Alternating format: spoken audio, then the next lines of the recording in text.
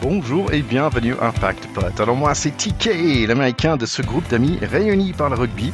Et voilà, le Six Nations c'est fini et je suis toujours très content d'être là avec mes deux potes de pack. Alors bonjour à Amélie Mallet, salut Amélie. Et salut TK. Grand plaisir d'avoir de retour et salut à mon grand deuxième ligne de 2 mètres qui vient de Metro Racing 92. Salut Théo. Mais salut à tous les deux. Je suis ravi d'être là à nouveau. Bah écoute, c'est épisode 185. Je vous propose qu'on y va direct dans ce match qu'on a vu. Pour nous, ça fait hier soir, donc quand l'épisode va sortir, ça va faire quelques jours peut-être pour avaler la pilule, mais pilule qui était pas si mauvaise quelque part. Je sais pas. On va en parler de tout ça, nos analyses de ce France-Angleterre, de ce crunch à la fin de ce Women's Six Nations. Donc je propose qu'on y va direct dans cet épisode au match France-Angleterre. Let's go. Allez, c'est France-Angleterre en finale de ce Six Nations. Six Nations qui ont l'habitude, c'est les Anglais qui gagnent, les Anglaises qui gagnent, mais pas toujours quand même, parce que il y avait un moment où les Français gagnaient des duels aussi, mais la dernière fois c'était en 2018. Allez, la moitié de cette équipe d'Anglaises ne sont pas là, en fait, soit blessure ou pause bébé. Mais il y a quand même Byrne, Cokayne, Meg Jones, Kildoon, donc voilà. Et en backup, ils ont Marley Packer, Emma Singh, Maud Muir, donc c'est quand même du lourd. Les défenses anglaises démarrent le match, elles sont tout de suite là, en place, mais heureusement, elles font pas mal d'erreurs. Cokayne va gratter le ballon et les Anglaises avancent, mais les deux équipes sont pas encore dans leur jeu pour l'instant. Les Anglaises encore avec des fautes, mais on profite pas pour l'instant. On est pas mal ballon en main, c'est sympa à voir. On a avant très volontaire d'une Anglaise, je trouve, mais pas de carton, bizarre. 10 minutes et 0-0. Dommage tout ça, pour ça, dommage. Un attaque des Anglais et voilà, Ambre va arracher le ballon et laisser de l'année, je pense, les gars. Champon va donner le ballon pour Léa Muret qui va éviter 2 plaquages. Elle va libérer Pauline Bordon-Sansus. Magnifique cet essai, 7-0. Notre défense est présent. Fall qui fait du mal, Félio aussi. L'arbitre laisse jouer pas mal de petites choses, je trouve, sur les deux côtés. Dommage qu'on a perdu la touche car les Anglaises gagnent 60 mètres après cette erreur et les Anglaises vont offrir un essai dès avant. C'est Sarah Byrne en mode tracteur, 7-7. Léa Muret avec du champ, super match pour elle, mais on est intercepté, des interceptions partout en fait. Mais ce match est vraiment super ouvert. Peut-être on va les fatiguer les Anglaises. Encore une touche perdue et tout de suite après on prend un essai. Meg Jones qui a mis de la pression défensive, Kildoon qui suit le coup de pied, 7-14 pour eux. Notre fierté est piquée, on a des jolis impacts, mais le ballon revient dans les mains des Anglaises. La capitaine Feliu avec un grattage important, mais les Anglaises sont trop forts collectivement, 7-21 suite à un essai de Brèche, et puis Kildoon aussi, 7-26 pour le mi-temps. On perd, mais j'ai l'impression d'être vraiment présent dans ce match. Qu'est-ce qui se passe, les gars? Il y a eu un début de match très tonitruant où ça allait dans tous les sens de la part des deux équipes. C'était vraiment un début de match, mais d'une intensité comme on a rarement vu dans le rugby féminin. Parce qu'en fait, les deux équipes voulaient prendre le dessus très rapidement et on l'a vu que ça a porté ses fruits côté français. Cet essai, il est incroyable. Léa Muri fait un tournoi mais extraordinaire. Et puis on est vite retourné dans nos travers, quoi. On se prend 2 essais casquettes qu'on ne doit jamais prendre. Elle creuse l'écart juste avant la mi-temps. Alors on a vu ces 3 dernières saisons où on était capable de remonter 25, 30 points pour venir mourir si proche de la victoire. Donc on y croit parce que à chaque fois on est capable de cette remontada folle. Mais que d'erreurs tellement bêtes, de mauvais passes, de mauvais choix de jeu. Et les Anglaises, en fait, ne pardonnent pas. 5 fois, elles viennent dans notre but. 4 fois, elles marquent. Oui, je pense que on en reparlera à la fin, mais c'est un début de match tonitruant des Françaises qui auraient dû marquer d'entrée. En fait, elles auraient dû prendre plus que ça le jeu à leur compte. Je pense que de ne pas avoir marqué malgré cette domination du tout début de match a mis les Anglaises dans une sorte de confiance et a mis les Françaises dans le doute, en fait. Et après, ça a été toute l'histoire de ce match. Des essais un peu gratuits pour les Anglaises, sans difficulté. Elles ont quand même quelques individualités qui sont très au-dessus, même si nous, on en a une, deux. Kildoon, l'arrière, elle est hallucinante. Dès qu'elle touche le ballon, il y a le feu, en fait. Et je trouve qu'on manque de cette joueuse-là, en plus de la régularité du collectif. Mais voyons la deuxième mi-temps. J'entendais des gens à la mi-temps qui faisaient semblant d'être optimistes. Mais très honnêtement, à 7-26 à la mi-temps, tout le monde savait que c'était plié. Enfin, il y avait une probabilité quand même très très faible de revenir. Donc, il y avait un petit peu de méthode couée à la mi-temps sur le thème c'est encore possible. Mais franchement, je trouve que les Anglaises avaient vraiment fait le plus dur à la mi-temps. Deuxième mi-temps et voilà, direct avec un pénalité pour l'Angleterre. Et puis vers 7 minutes, grosse attaque des Bleus, 2 fautes des Anglaises, mais on avant de Grando. Grando quand même, elle va marquer 6 minutes plus tard, 14-21, on remonte. Je trouve que les Anglaises étaient avec beaucoup plus d'approximation que normal. Rousset, elle est là encore, elle arrive presque mêlée à 5 pour nous, mais cet essai, c'est vraiment tout pour Pauline, 21-29, c'était vraiment un bijou celle-là. Mais l'Empire anglaise est de retour et c'est facile dans le coin, 21-36 et celle-là, il a fait mal. 66 minutes, il faut marquer 2 essais avec un pénalité de plus. Kiddoun est plaqué par son coéquipier. On arrive à choper le ballon, mais Chambon va prendre un jaune, pas trop mérité à mes yeux. Cocaine va remarquer un essai sous les nez de notre défense après un faute que j'ai pas trop compris. La faute rouge à nous à réplique, mais c'est déjà 80 minutes. Bon, j'aurais aimé que le match était un peu comme le hockey, où il y a 3 périodes, mais là, ce match va finir 43-28. C'est un jour sans fin.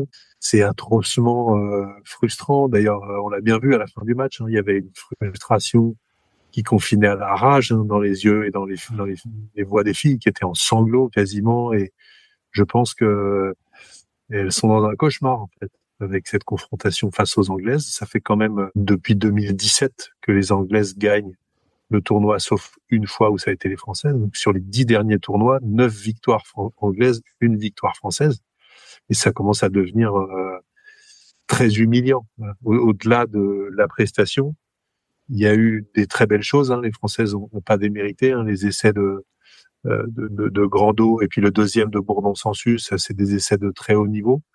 Il y a eu avant ces 2 essais-là, malheureusement, une domination en début de deuxième mi-temps à nouveau qui s'est soldée par, je sais plus, un en avant ou une des ailières. Je sais plus si c'est Léa Muri ou Grando qui fait tomber le ballon où il y a une mauvaise passe sur la toute dernière alors que l'action avait été magnifique de bout en bout et méritait des essais. Donc, il y a ce cap à passer sur les zones de marque, sur les actions clés, parce qu'elles arrivent à mettre en place le jeu. Mais contre les très grosses équipes, il y a la finition qui pêche. Et malheureusement, c'est trop.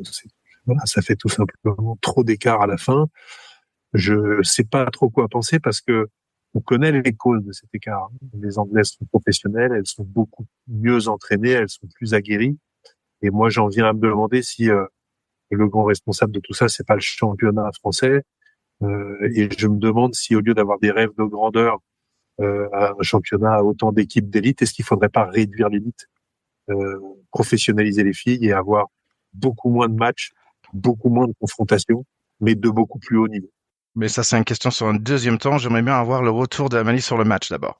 Ouais, alors sur le match, j'ai été agréablement surprise de voir que les Anglaises ne marquent pas que sur des ballons portés, chose qu'on sait, c'est la spécialité, ce qui a révélé très cruellement notre incapacité à défendre en bout de ligne, parce que les 2 derniers essais qu'on prend, elles resserrent notre défense et ça écarte d'une rapidité extrême où là, pour le coup, il y a 0 faute de main et on se retrouve avec des ailières, mais qui sont seules sur 30-40 mètres. Là, sur l'un essai où Léa Muri arrive à la toucher au dernier moment, Léa Muri est facilement à 30-40 mètres d'elle sur le départ de la passe. On n'a pas eu d'angle assez large au niveau de la réal à la télé pour voir un peu comment était placée notre défense, mais on est très mal positionné. Donc elles ont joué aussi sur nos faiblesses et hier elles ont pas marqué de ballon porté quoi. Elles ont marqué sur des ouvertures où ça joue jusqu'à l'aile, c'est-à-dire on est sur ce qu'on nous applique, ce qu'on nous demande à l'école de rugby et que certains vont mettre 15 ans à appliquer, voire jamais de leur vie, à savoir resserrer la défense avec les gros, et puis après vous écarter au large. Donc ouais, là, elles ont aussi proposé un nouveau jeu qui nous a complètement dépassés. Et alors oui, on fait de très belles entrées dans leur en but avec Pauline Bourdon-Sansus qui fait ce départ de mêlée qui est incroyable avec une fin de passe. Grando qui nous remet un 5e essai en 5 matchs et c'est chouette, mais on est que sur de l'individualité, sur de l'opportunisme à un moment précis où on n'est pas si loin que ça de notre en but aussi. C'est-à-dire qu'on n'a pas une envolée incroyable sur une grosse traversée de terrain, voilà. Donc finalement, qui est sorti du match plus qu'une autre. Voilà, t'as des joueuses qui ont un très bon niveau, mais qui ont aussi été capables de commettre des erreurs qui auraient pas dû se faire. Enfin voilà, Carla Herbes qui fait un super match encore une fois, mais qui te fait une passe incompréhensible sur Théani Feleou et ça découle sur ce coup de pied dégueulasse et Kildoun qui vient aplatir. Enfin voilà, elles sont capables de choses incroyables comme de choses qui ont conduit à un opportunisme anglais évident. Que connaît très bien malheureusement. Je te rejoins sur individuellement parlant, je trouvais que les Françaises étaient très fortes dans le sens qu'on gagnait sur les impacts, c'est qu'on la dernière fois qu'on a gagné sur les impacts en fait. Et donc j'étais assez impressionné sur ce côté-là, mais je suis d'accord avec toi, c'était vraiment individuel et pas forcément collectif. Où les Anglaises dès que touchaient le ballon, c'était collectif en fait. Et c'est ça la différence. Et pour la première fois, j'ai l'impression qu'on a fait un vrai impact physique, sur cette équipe anglaise. Et ça, c'est ça vous me connaissez, je suis toujours dans le positif des choses. Et je trouve qu'on a avancé, même si on a perdu par plus de points que l'année dernière. Je trouve que l'équipe française aujourd'hui s'est avancée par rapport à l'année dernière, à mon avis. On est quand même contre, champion du monde en titre, etc. En tout cas, on a plus rivalisé que l'an dernier devant et dans les rucks. Ça, c'est incontestable et sur l'impact physique. Donc, ce cap-là, il me semble passé. C'est la dimension collective aujourd'hui qui a pêché parce que, comme tu le dis très bien, il y a des décalages qui sont pas normaux à très haut niveau. On ne devrait pas avoir de tels décalages sur les essais qu'elles mettent en fin de match. Mais effectivement, une Matoussoufal, une Soqueta, etc., les ont marqués physiquement de façon extrêmement claire. Léa Champon a été quand même plusieurs fois très très dominatrice et dans les courses et dans les impacts. Donc là-dessus, je trouve que on a les individualités pour rivaliser. Maintenant, tout le travail de Ratier, il faut pas oublier qu'on a un sélectionneur qui est tout récent, hein, c'est de construire une identité d'équipe avec ces filles-là. Mais il a incontestablement de la matière première au sens noble du terme, parce que il y a des diamants bruts dans cette équipe et il y a des choses à faire. Mais comme je le disais tout à l'heure, on a aussi la problématique du réservoir, de la fatigue physique et mentale de ces filles qui, pour beaucoup, ne vivent pas assez bien de ce sport. Et ça, je pense que c'est quand même une problématique de fond. Alors sur la dimension physique, alors on a quand même été malmenés en mêlée. Hein. Cette seconde poussée que mettaient les Anglaises, Oui, elle a fait un peu mal. Après, le groupe en soi travaille ensemble. Les filles l'ont dit depuis 7 semaines. Alors il y a des clubs plus représentés que d'autres, mais au final, effectivement, on part un peu de zéro ou pas loin. Même s'il y a des filles qu'on a retrouvées du mondial, il y a énormément de nouvelles têtes cette année. Des filles qui ont confirmé et qui ont éjecté un peu des anciennes aussi. Donc le tournoi là de l'automne va être très intéressant. Il y aura des matchs en France en plus cette année. Ça a été annoncé par la FFR. Il y aura des matchs en France, 3 en France et 3 en Nouvelle-Zélande. Donc on verra comment va se faire cette évolution. Et puis oui, de toute façon, le problème fondamental, c'est la professionnalisation. Tant qu'on ne fera rien en France pour professionnaliser ces filles, on en restera au même problème. Alors, je vous avais dit en début de tournoi que j'avais trouvé ça génial de voir que il y avait 3 mondialistes, 3 championnes du monde qui étaient enceintes et qui faisaient partie du staff. Alors, j'ai lu un article tout à l'heure avant que l'enregistrement. Mais ces joueuses sont maintenues pendant 26 semaines en congé maternité à taux 100%. Et elles intègrent le groupe et elles font les séances adaptées à leur grossesse pendant leur maternité, pendant l'oscination. Elles ne sont pas mises à l'écart, elles sont préparées aussi pour la suite. Voilà la réalité de l'approche du rugby en Angleterre. On est à des années-lumière en France. Alors, est-ce que la solution c'est de réduire un top 10 à plus? Alors, on l'a déjà fait. Théo, on l'a déjà fait à top 8. En dessous, tu peux pas. Il y a 4 clubs qui sont très au-dessus de tous les autres, et ce depuis plusieurs saisons, et on y reviendra au prochain enregistrement, puisque pour l'instant il n'y a pas eu de match, mais ce sera 2 jours les 4 mêmes demi-finalistes. Mais mettez les moyens. mais pas que sur les gros câbles. Mettez les moyens à une plus grande échelle. Ouais les gars, vous savez pas ce que c'est de tirer ta journée de 8 heures, d'aller faire des études, de faire un petit boulot pour payer tes études et l'aller le soir t'entraîner de 20 heures à 22 heures et ce 3 fois par semaine et en plus te caler des séances de muscu. Ça oui messieurs, vous savez pas ce que c'est. Donc tant qu'on Moi, mettra je pas de sais la ce que c'est thune. parce que c'était ma vie en Pro D2 entre 2000 et 2005. Et je sais que c'est l'enfer. Ouais, mais t'es encore d'un ancien siècle. Mais oui, c'est dire le Toi, t'es un petit peu, voilà, c'est ça, t'as vécu ce que le vivent retour les des femmes. filles. Et voilà, Et j'ai t'imagines, il y a vécu. 25 ans. Il y a 25 ans, on n'a toujours pas pris la mesure que c'était pareil chez les filles. Oui. Et pareil, je lisais j'ai beaucoup lu aujourd'hui les garçons.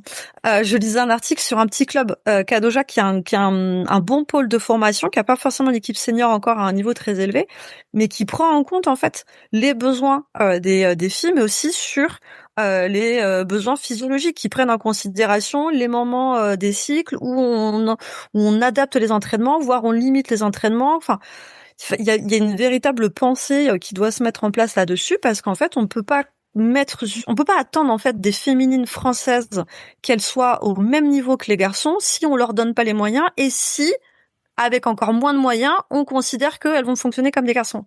Non, on ne fonctionne pas non plus physiologiquement comme vous. Donc il y a un énorme travail à faire et les Anglais mais sont tellement à la pointe par rapport à nous.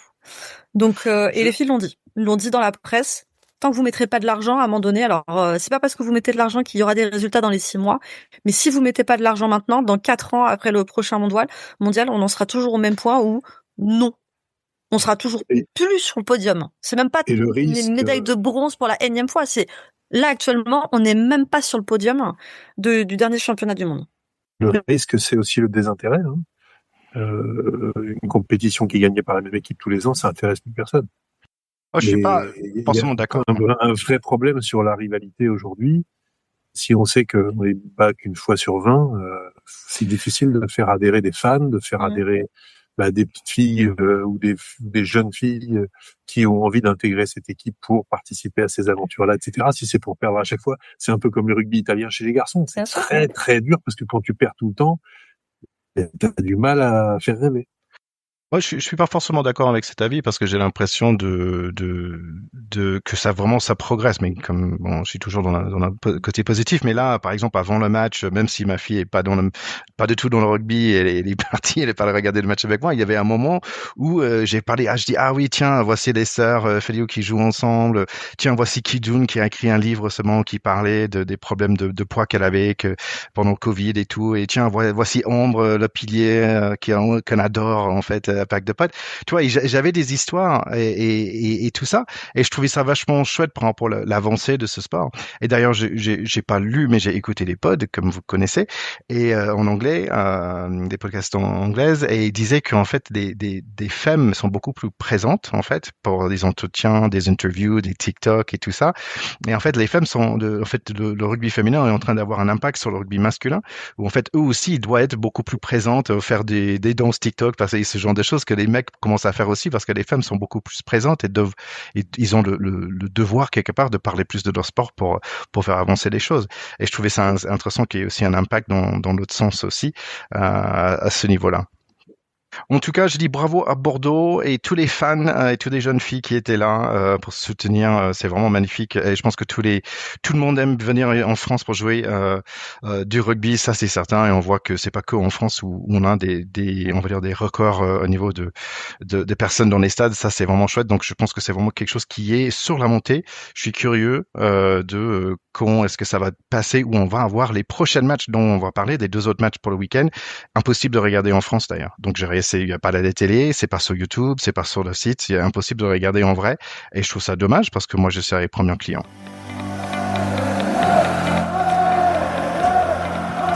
Allez, les autres matchs, on avait Pays de Galles contre Italie. Bon, les premiers essais, c'est pour Italie, c'est Vittoria Minuzzi avec son casque rouge à la 3e minute, mais Pays de Galles n'était pas impressionné.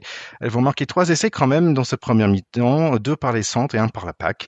Il y a Dinka et Gratto aussi vont marquer pour l'Italie, mais en fait, ils sont en train de perdre pour la première mi-temps, 19-17. Mais deuxième mi-temps, bon, ils vont faire les doublés, Minuzzi et Anka. Après un carton jaune, Italie quand même reste en maîtrise totale. Petit essai essai de consolation pour le 15 des Gallois. Voilà, ils ont marqué quand même 4 essais, donc un point de bonus, un peu de bonnes nouvelles, mais c'est quand même le 3e cueilleur de bois pour cette équipe de Pays de Galles. 3 années sans victoire pour les Rouges. Italie vont finir avec un bon 4e place, je trouve, avec 144 points marqués, presque la même que Écosse et Pays de Galles combinés. Oui, avec la Blagnacaise Madia qui a été élue joueuse du match, il me semble. Exactement, le 10. Allez, il y avait Irlande contre Écosse. On va pas rester longtemps ici parce que c'était très facile. 54-5 quand même. Petit mot, je dirais pour Dana O'Brien, le 10 qui a fait 7 sur 8 sur les transformations. Bravo. Annie Waffer, quand même grande joueuse. 2 essais. Brittany Hogan aussi. Erin King a marqué. Stacey Flood. C'est des noms à souvenir pour l'année prochaine. Cette équipe d'Irlande, quand même, c'est quelque chose. Plaisir d'entendre pour moi l'accent irlandais quand je regardais les clips sur YouTube.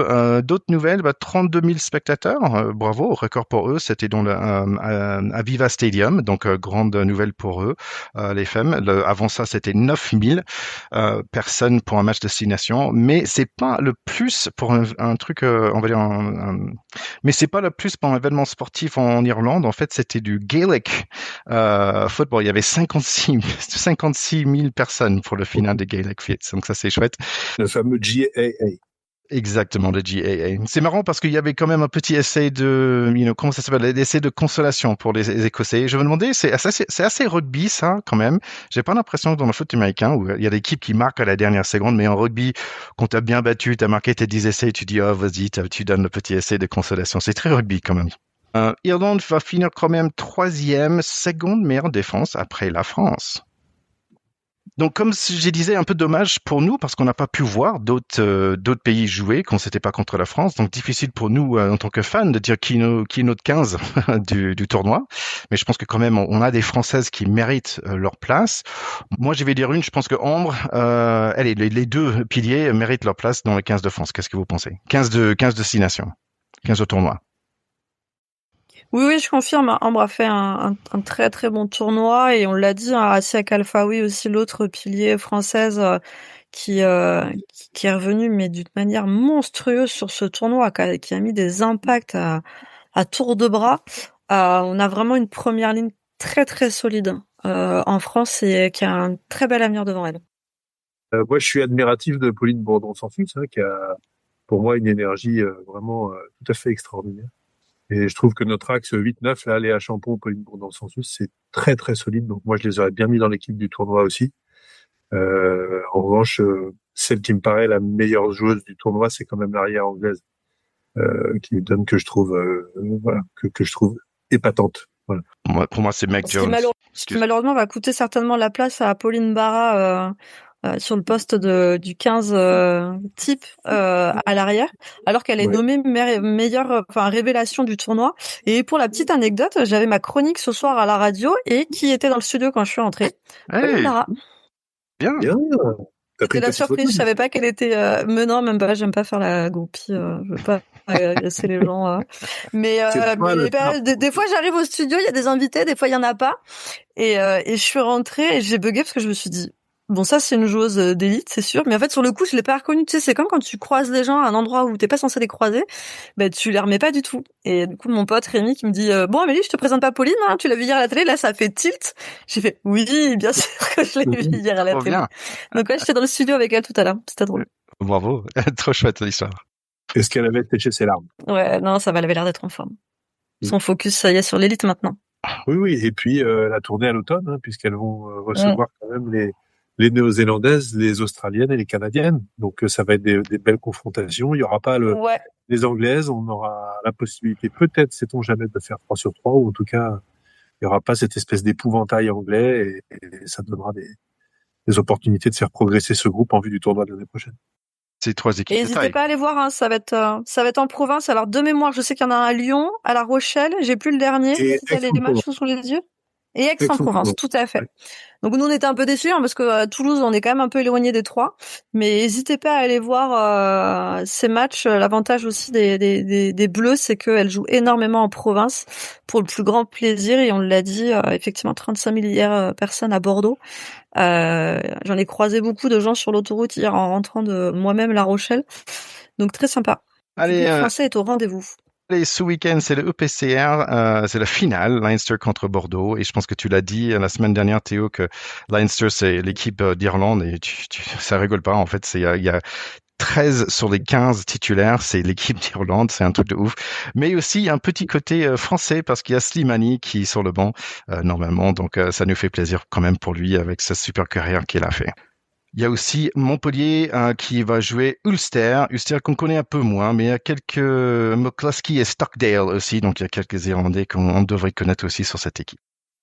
On doit parler de top 14, mais en fait, pour l'instant, vous devriez être tous les deux contents parce qu'il y a un ancien Racing et il y a un ancien Stade Français, donc pour l'instant, ça va. Presque. Ouais, c'est un... Alors, on est il y a devant nous, hein, les vrais Parisiens. On a une petite pointe d'avance sur Théo. Fiona qui est complètement folle, en fait, pour l'acquisition au play-off, hein, dans les 6, parce que le reste, il n'y a plus tellement d'enjeux. En bas, on sait que Montauban descend, que Perpignan sera barragiste, donc il n'y a plus d'enjeux. En revanche, en fait, il y a pour 4 équipes que sont Bordeaux-Bègles, Clermont, le Racing et La Rochelle, 2 places. Et ça va être très, très chaud parce qu'en fait, La Rochelle a battu Toulouse avec le bonus offensif. Donc, il y avait quand même une belle équipe côté Toulouse. Ils ont fait un match de folie dimanche soir. Le Racing avait battu Toulon, mais ça ne suffit pas pour prendre le large parce qu'avec le bonus, La Rochelle qui se déplace à Montauban la semaine prochaine, qui est à 63 points, pourrait se retrouver à 68 points s'il gagne avec le bonus, ce qui est quand même relativement probable. Et juste devant, il y a Clermont et le Racing qui jouent l'un contre l'autre et qui sont à 65 et 67. Donc, pour La Rochelle, l'idéal, ce serait que Clermont et le Racing fassent quasiment match nul. Mais c'est peu probable. En tout cas, ça va être complètement fou. Et Bordeaux qui va jouer, si je ne dis pas de bêtises, à Toulon, qui a une toute petite minuscule chance encore, aura fort à faire. Ce sera la semaine de décompression après la finale Coupe d'Europe, donc ce sera quand même chaud. Donc tout ça pour dire qu'entre Bordeaux, Clermont, Racing et La Rochelle, il y a que 2 places pour 4 clubs et ça va être 2 matchs complètement dingos. Donc regardez bien ces matchs qui sont en fait clairement des 8e de finale. Ça faisait longtemps qu'on n'avait pas une fin de saison comme ça aussi. C'est fou. C'est absolument fou. Ça va être jusqu'à la dernière scénario journée. Possible. Ouais, ça va être chouette. Mais c'est bien. Le multiplex de la dernière journée va être fou. Il va être dingue. Et même Stade Français pour toi, Amalie, qui peut être en seconde place en fait d'ailleurs, parce qu'ils sont un petit point derrière Montpellier, et donc ils ont vient de mettre 73 points contre Montauban. Les prochains matchs c'est Bayonne et La Rochelle, donc voilà, tout est ouvert et ça nous fait plaisir ici à Impact Pod, beaucoup de rugby. Et on félicite Narbonne qui est le tout premier club de France à soulever le bouclier et qui acquiert au passage sa remontée en Pro D2. Donc à tous les futurs champions de France, on vous attend. Allez, c'est tout pour aujourd'hui. C'était un grand plaisir de parler de ces Six Nations, de ce top 14. On se verra bientôt pour ce final et bien sûr la suite du top 14. Donc à très bientôt tout le monde. Oui, à très bientôt. On vous embrasse. Ciao, ciao. Ciao tout le monde.